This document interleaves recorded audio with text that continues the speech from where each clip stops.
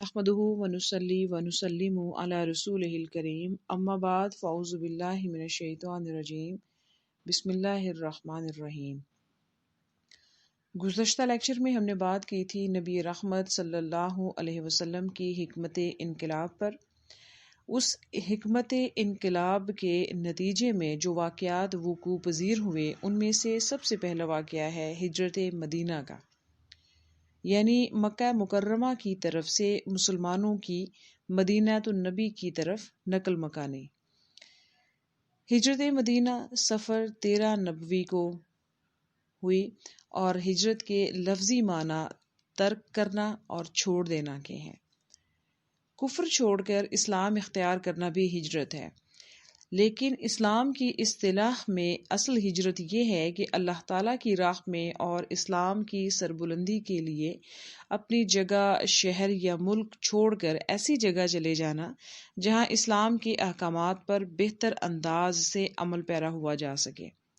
حضور صلی اللہ علیہ وسلم نے اس یقین کے بعد کہ یثرب میں اسلام خوب پھیل چکا ہے اور اب وہاں جانے والے مسلمانوں کو کوئی خطرہ نہ ہوگا، تمام مسلمانوں کو یثرب ہجرت کرنے کی اجازت دی اور خود بھی یثرب کی طرف ماہ صفر 13 نبوی کو ہجرت فرمائی۔ یثرب کی طرف ہجرت کے ساتھ ہی شہر یثرب کی بجائے مدینہ النبی یعنی نبی پاک صلی اللہ علیہ وآلہ وسلم کا شہر کہلایا۔ ہجرت مدینہ کے اسباب کیا تھے؟ سب سے پہلا حکم الہی، حالات کتنے ہی نامساعد کیوں نہ ہوں، انبیاء کرام اپنا شہر یا مقام نہیں چھوڑتے جب تک خود اللہ تعالیٰ کا حکم نہ ہو۔ حضور صلی اللہ علیہ وسلم نے بھی ایک طویل عرصہ ہر طرح کے حالات کا مقابلہ کیا، لیکن جب اللہ تعالیٰ کی طرف سے مکہ چھوڑ کر مدینہ جانے کا حکم ہوا تو آپ صلی اللہ علیہ وسلم نے مسلمانوں کو بھی اجازت دی کہ وہ مدینہ چلے جائیں اور خود بھی حکم الہی سے مکہ چھوڑ کر مدینہ تشریف لے گئے۔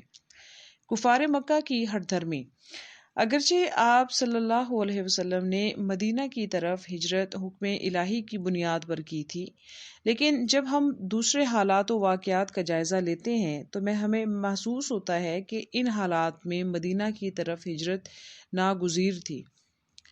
اس میں سے ایک وجہ یہ تھی کہ کفار مکہ ہر طرح سے کھلی نشانیاں دیکھنے کے باوجود بھی آپ صلی اللہ علیہ وآلہ وسلم کی رسالت پر ایمان لانے کے لیے تیار نہ تھے۔ قریش مکہ کی ہٹ دھرمی ہجرت کا باعث بنے۔ آپ صلی اللہ علیہ وآلہ وسلم نے ان سے مایوس ہو کر مدینہ جانے کو ترجیح دی۔ مسلمانوں پر ظلم و ستم، کفار مکہ کی طرف سے حضرت ابوبکر صدیق رضی اللہ تعالیٰ عنہ، حضرت عمر فاروق رضی اللہ تعالیٰ عنہ اور حضرت عثمان غنی رضی اللہ تعالیٰ عنہ جیسی اہم شخصیات بھی ظلم و زیادتی کا شکار ہو رہی تھیں۔ عام مسلمانوں کا تو انتہائی برا حال تھا۔ حضرت یاسر رضی اللہ تعالیٰ عنہ، حضرت بلال رضی اللہ تعالیٰ عنہ اور دیگر کمزور مسلمانوں کے ساتھ انتہائی زیادہ ظلم ہو رہا تھا۔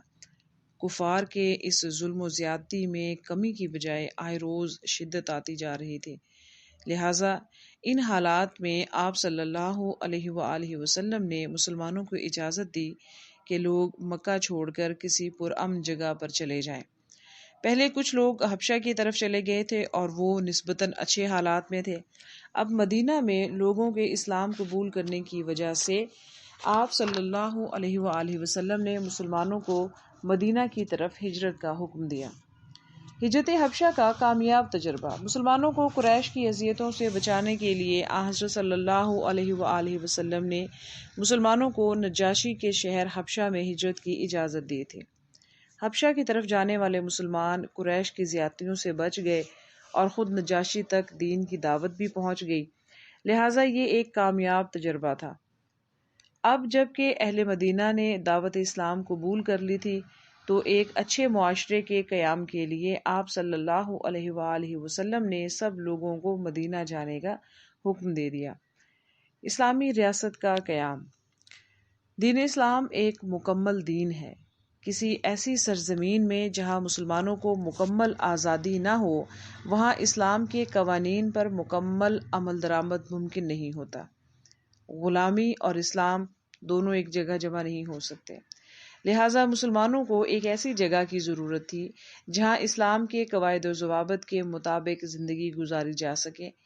مدینہ کی اکثریت کے اسلام قبول کرنے سے یہ امید کی جا سکتی تھی کہ آگے چل کر مدینہ مسلمانوں کی آزاد ریاست بن سکتی ہے، جہاں اسلام کے قوانین کے مطابق مسلمان اپنی آزادانہ زندگی بسر کر سکیں گے۔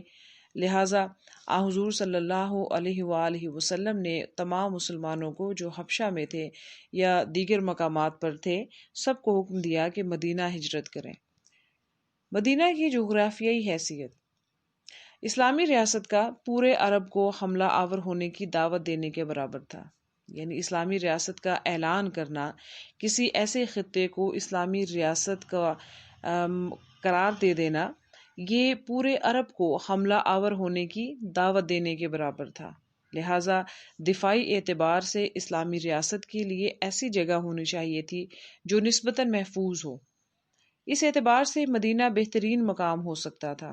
مدینہ کے دو اطراف میں پہاڑ ہیں اور ایک طرف گھنے جنگل اور جھاڑیاں، جبکہ راستہ صرف ایک سمت میں ہے۔ اسلامی فوج کو صرف سامنے والے راستے کی نگرانی کرنا پڑ سکتی تھی۔ مدینہ کی دفاعی حیثیت نے مسلمانوں کو بعد میں بہت فائدہ دیا۔ جب تمام عرب نے مل کر مدینہ پر حملہ کیا تو مسلمانوں نے صرف سامنے والے راستے پر خندق کھود کر دشمن کو باہر ہی روک دیا۔ اس کے بعد اہل یثرب کا اصرار بھی تھا۔ یثرب کے لوگوں کی اکثریت نے جب اسلام قبول کر لیا تو 72 افراد پر مشتمل ایک بڑا وفد مکہ آیا اور نبی کریم صلی اللہ علیہ وآلہ وسلم کو دعوت دی کہ وہ ان کے ساتھ یثرب میں تشریف لائیں۔ انہوں نے ہر طرح کے حالات میں ساتھ دینے اور اپنی جانیں اور مال حفاظت رسول صلی اللہ علیہ وآلہ وسلم میں لگانے کا عہد کیا۔ قریش مکہ کی سازش۔ مسلمان آہستہ آہستہ خفیہ طور پر مکہ چھوڑ کر مدینہ چلے گئے تو قریش کو خطرہ لاحق ہوا کہ مسلمان اگر بچ کر مدینہ چلے گئے اور وہاں اپنی حکومت قائم کر لی تو یہ لوگ مستقبل میں ہمارے لیے خطرہ بن سکتے ہیں۔ لہٰذا تمام قریش دارالندوہ میں جمع ہوئے اور آنے والے خطرے کو سامنے رکھتے ہوئے منصوبہ بندی کرنے لگے۔ مختلف تجاویز سامنے آئیں، لیکن ابو جہل کو اس تجویز پر اتفاق ہوا کہ تمام قبائل قریش سے افراد جمع ہوں اور حضور صلی اللہ علیہ وآلہ وسلم کو معاذ اللہ قتل کر دیا جائے۔ معاذ اللہ ثم معاذ اللہ۔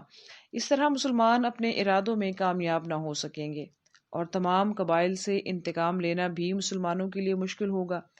یہ سازش بذریعہ وحی حضور صلی اللہ علیہ وآلہ وسلم کو بتا دی گئی۔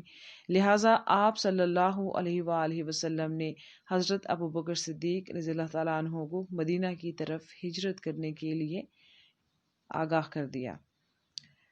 ہجرت مدینہ کے واقعات، اس کے بعد کیا واقعات پیش آئے، دارالندوہ کی سازش پر عمل درآمد کیسے ہوا اور حضور صلی اللہ علیہ وسلم ہجرت کے لیے اپنے گھر سے کس طرح نکلے، ان واقعات کا بیان انشاءاللہ العزیز ہم اپنے اگلے لیکچر میں کریں گے۔